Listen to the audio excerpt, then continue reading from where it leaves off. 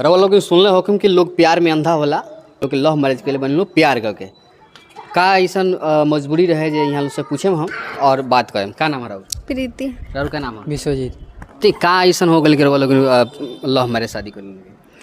अब का कुछ भी ना, ऐसे प्यार वार करनी सन, आ प्यार करके अपन शादी करनी सन, अपन घर बसैनी सन। अच्छा प्यार के बाद शादी जो भइल तो कैसा लागत है? अच्छा भी लगता है। अच्छा लगता, लेकिन जब लोग अकेले बनी का समाज में कैसन मैसेज आई?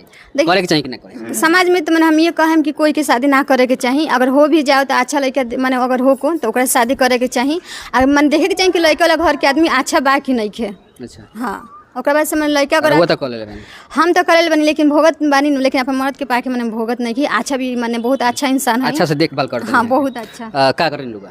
हम दुकान चलावन किराना। दुकान चलावे? हाँ। केहू के बराबर ना अथी कोई के दुकान बटे तो वही में हेल्पर से। अच्छा कितना कमा ले? 7-8 हज़ार ले। 7-8 हज़ार यहाँ